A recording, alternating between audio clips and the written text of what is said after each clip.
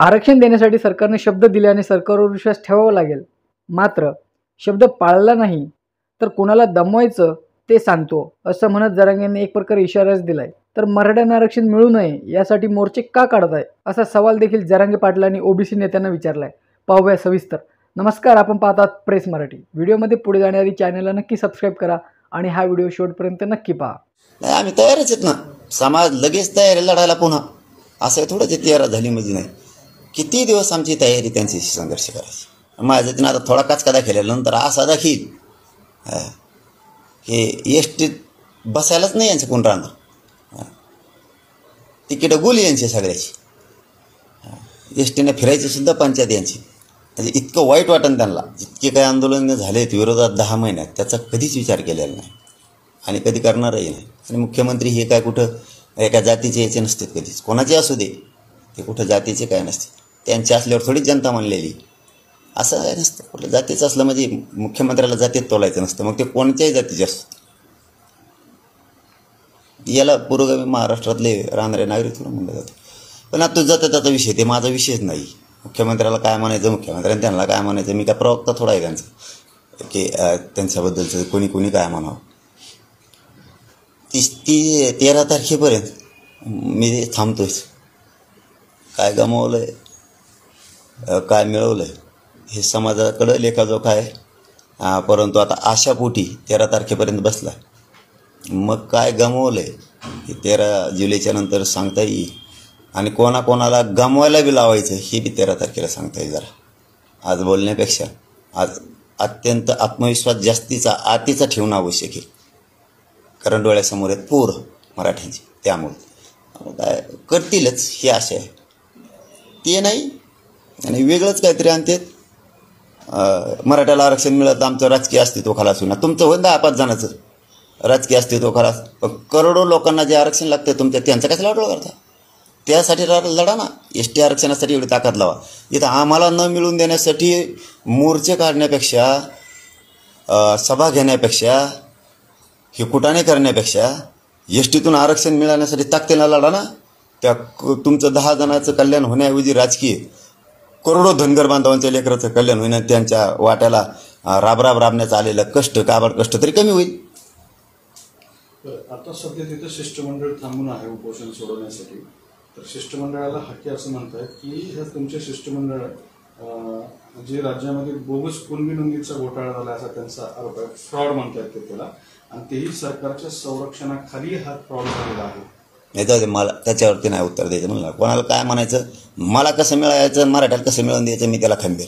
मी असले उत्तरं द्यायला नाही बसलो इथं. त्याचा दुसरा एक आरोप आहे की मराठा समाजाला सामाजिकदृष्ट्या मागास सिद्ध करू शकत नाहीत म्हणून सगळ्या सोयऱ्यांचा आणि ओबीसी मधून आरक्षण देण्याचा घाट घातला. मी म्हणतो द्यायचंच नाही मला यांना उत्तर. किती घटना कळती याच्यावरच लक्षात येते यांना कोण मागाशी आणि कोणा सिद्ध आहे. म्हणजे आयोगापेक्षा भारी झाले काय कायद्यान घटनेपेक्षा. काय बोलायचं उगा कुंकडपण आणि त्यांना उत्तरं देत बसायचं. ते म्हणतात की ओबीसी आरक्षणाला धक्का कसा लागणार नाही. चल धन्यवाद. त्याचं लॉजिक मला सांगावं असं म्हणणं आहे त्यांचं. काय घटना चालक आहे काय कायदा चालक आहे. इथं कायदे अस्तित्वात आहेत सगळे. सरकार अस्तित्वात आहे. इथं आयोग अस्तित्वात आहे. इथं मागासवर्ग आयोग अस्तित्वात आहे. इथं सगळं आहे ना. इथं न्याय मंदिर आहे. सगळं अस्तित्वात आहे. मग धक्का लागतो का नाही ओबीसी आरक्षणाला. आम्ही कोण सांगणार आहे. तिकडे विचार ना लागतोय का नाही लागत. कुठं लागतो धक्का कशाला कोणाला. मी म्हणतो काय ज्याला विरोधक मानलं नाही त्याला उत्तर देण्यात मला रस नाही. मी खरं सांगतो तुम्हाला. विरोधक मानलंच नाही त्यांना आम्ही विरोधक मानतच नाहीत. मानलं असतं तर आत्तापर्यंत आम्ही सुद्धा तोड उत्तर दिलं असतं. आम्ही मानतच नाहीत त्यांना.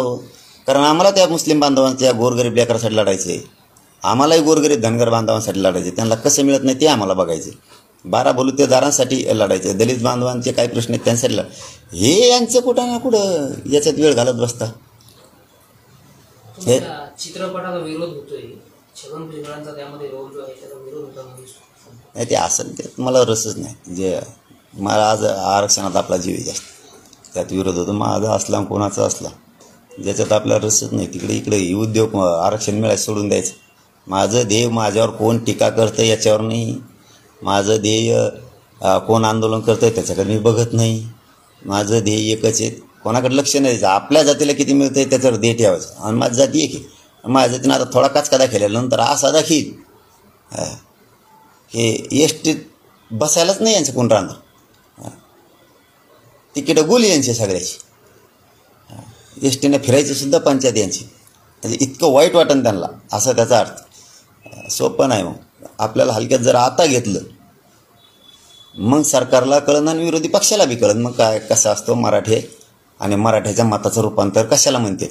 आणि त्यांच्यासोबत आलेल्या समुदाय जे जाती आहेत त्यांच्या मताचं रूपांतर कशात होतं मग झपका कळत नाही. त्यामुळं आम्ही विश्वास ठेवला शंभूराजे देसाई साहेबांवरती, शिंदे साहेबांवरती, फडणवीस साहेबांवरती, जे सामंत साहेब आले होते, त्यांचे कोण कोण मंत्री आले होते, ते राऊत एक मध्यस्थी करतात त्यांच्या माध्यमातून. त्यामुळे ठेवला. आता ते शिंदेसाहेब फडणवीस साहेब एकमेकाला साथ देत आहेत, करतोत, बोललेत. आम्हाला काय कोणी करू, आम्हाला आरक्षण पाहिजे. चांगली गोष्ट आहे. फडणवीस साहेब जर त्यांना बळ देत आहेत, ताकद देत आहेत, जर गोष्टी होत आहेत, चांगली गोष्ट आहे. आमच्या काही शत्रू थोडे फडणवीस साहेब. मी तर आजच नाही 10 महिन्यापासून म्हणतो, पण बोललो की सोडित नाही. माझ्या आरक्षणाच्या आणि मराठ्यांच्या विरोधात कोणी बोलायचं नाही. मी सहन करत. तो कोणत्या पक्षाचे विरोधक असो नाही ते काय. माझं ध्येय सरळ आहे. कोणाच्या आरोपाला उत्तर मी देत नाही, मला गरज नाही आणि मी त्याला महत्त्व देत नाही. माझं ध्येय गोरगरीब मराठ्यांना आरक्षण मिळवून देणे. ओके बॉस, धन्यवाद. तुम्ही मुस्लिम समाजाचा विषय काढला होता. आज बकरी ईद आहे, काय शुभेच्छा द्याल त्यांना? शुभेच्छा सगळ्याला. आता मलाच माहीत नाही कशाच काय असते. चल बकरी ईद हा सण उत्सव आहे. मग दिल्या ना आता यात काही माहितीच नाही. ओबीसी नेत्यांना ते आव्हानच केलंय. आता जर तुम्ही आमचे जर लोक पाडत असाल तर आम्ही तुमचे देखील माझे नेते आमदार खासदार पाडू असं ते सांगितले. आणि मग आम्ही कोणाचे पाडू म्हणतो? त्यांना असं वाटतं का की आमचे पाडीत म्हणल्यावर आम्ही मागं सरकू? आम्ही आमचेच पाडायचे म्हणतो ना.